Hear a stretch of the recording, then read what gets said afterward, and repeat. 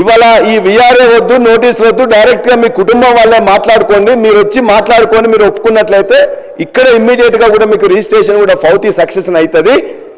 కాబట్టి ఒకవేళ మీరు ఒప్పుకోనట్లయితే మీరు కోర్టుకు వెళ్ళండి అని చెప్పినాం. మళ్ళా మీరు ఇలా బయటికి మళ్ళీ పంపించి మళ్ళీ విఆర్ఓని కూర్చుని నోటీసులు ఇచ్చేసి ఆ యొక్క ఫౌతీ సెక్షన్లో కూడా మళ్ళా వివాదాలు సృష్టించే విధంగానే ఈ చట్టంలో చెప్పబడింది. కాబట్టి అది కూడా సరిగ్గా లేదు. అదేవిధంగా జమాబందీ అని పెట్టిండ్రు. ఎందుకు చేస్తారు అధ్యక్ష జమాబందీ? జమాబందీ అనేది 2011-12 నుంచి మొత్తం బంద్ అయిపోయింది. ఆ ఊర్లో ఉండే భూమి, ఆ భూమి స్వరూపం ఎట్లా ఉంది, భూమి యాజమాన్య హక్కులు ఏమైనా మారినాయా, అది తడి ఉందా, కుష్కి ఉందా, నీళ్ళు వస్తున్నాయా, దానికోసం అని చెప్పేసి పెట్టేవాళ్ళు. ఇవాళ మొత్తం తీసేసినాం. మళ్ళా ఇలా జమాబందీ పేరులో మళ్ళొక దుకాణం తెరిచిండ్రు ఇవాళ భూభారతిలో. అంతేకాదు ఇవాళ భూమి స్వరూపం తెలుసుకోవడానికి ఇవాళ ఏఈఓలు ఉన్నారు. 5,000 ఎకరాలకు ఒక చొప్పున ఏఈఓలు 2,600 మందిని గత ప్రభుత్వం రిక్రూట్ చేసింది. వాళ్ళందరూ రికార్డ్ చేసుకుంటున్నారు. ఎందుకు ఈ జమాబందీ? అంతేకాకుండా మాన్యువల్ పహాణి అని చెప్పి మళ్ళీ మొదలు పెట్టిండ్రు. మాన్యువల్ పహాణి అంటే ప్రతి సంవత్సరం నీకు రికార్డెడే ఉంటుంది. ఆ రికార్డునే దాన్ని కాకుండా మొత్తం మాన్యువల్ పహాణి చెప్పి ఎండాకాలంలో మళ్ళా కూర్చొని వాళ్ళు మళ్ళీ ఉన్న పట్వారీ కానీ లేకపోతే విఆర్ఓ రాసి మళ్ళీ అదొక దుకాణం. ఫౌతీ కానీ మ్యుటేషన్ కానీ ఇవన్నీ కూడా మళ్ళా కొత్త దుకాణాలు తెలిసింది తప్ప మరొకటి కాదు. వాటి దయచేసి మీ అందరం కూడా గౌరవ సభ్యులు అసత్యాన్ని సత్యంగా చేయాలని ఏదైతే ఆతృత పడుతున్నారో అవన్నీ రేపొద్దున రూల్స్ అంటే మీరు మాట్లాడే దాంట్లో నైతిక హక్కే లేదు. మీరు 2020లో చట్టాన్ని చేసి మీరు దిగిపోయేంత వరకు ఆ చట్టానికి సంబంధించిన రూల్సే ఫ్రేమ్ చేయని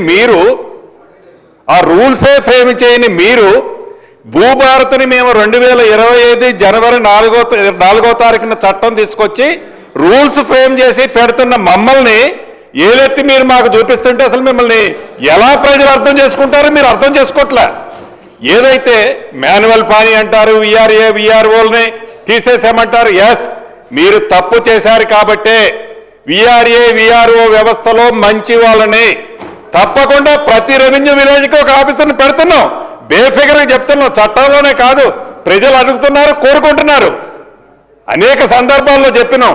ఏదో నట మాన్యువల్ పానీ అట, మళ్ళీ ఏదో ఓపెన్ చేస్తున్నట, మ్యుటేషన్ అట అంటే కట్టుకథలు మళ్ళీ చెప్పి ఆ కట్టుకథల్ని పదే చెప్పి ఇది నిజమని ఒప్పించడానికి గౌరవ సభ్యులు ఏదైతే తాపత్రయపడుతున్నారో అది వారి విజ్ఞతకే వదిలేస్తున్నారు.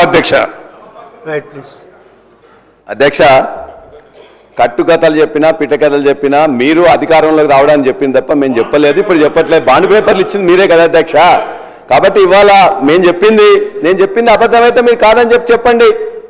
మీరు మీ చట్టం మీద నేను చెప్పిన దాంట్లో ఫౌతీలో ఇంతకుముందు ఉన్న దాన్ని ఎక్కిపోయినరు, మాన్యువల్ పహాని తీసుకొస్తున్నారు, అదేవిధంగా మ్యుటేషన్లో పద్ధతి మార్చిండ్రు. అధ్యక్ష సార్ అధ్యక్ష భూమి చాలా ముఖ్యమైన అంశం అధ్యక్ష. రాష్ట్ర ప్రజలు ఈ రకంగా తప్పుదోవ పట్టించే పరిస్థితి చేయొద్దు. ఇప్పుడే రెవెన్యూ మంత్రి గారు చాలా స్పష్టం జమాబందీ గురించి వారు మాట్లాడుతూ ఉన్నారు. అధ్యక్ష జమాబందీ అంటే ఒక్క నిమిషం సార్ అధ్యక్ష నేను చాలా స్పష్టంగా చెప్పాలి అధ్యక్ష. జమాబందీ మళ్ళీ తీసుకొస్తా ఉన్నారు, దీనివల్ల నష్టం జరుగుతుంది. జమాబందీ అంటే ఏంటి అధ్యక్ష?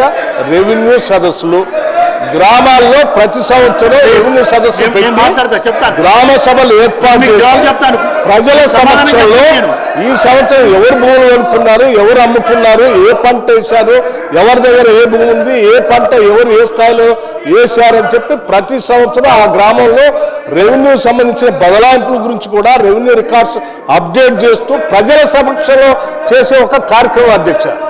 ప్రజల సమక్షంలో జమాబందీ అని రెవెన్యూ సదస్సు పెట్టి చేయటం కరెక్టా, లేకపోతే 4 గోడల మధ్యలో అడ్డగోలుగా ధరణి చట్టం చేసుకొచ్చి అందులో ఎంట్రీ చేసుకోవటం కరెక్టా? ఏది కరెక్ట్ అధ్యక్ష? ఏది కరెక్ట్?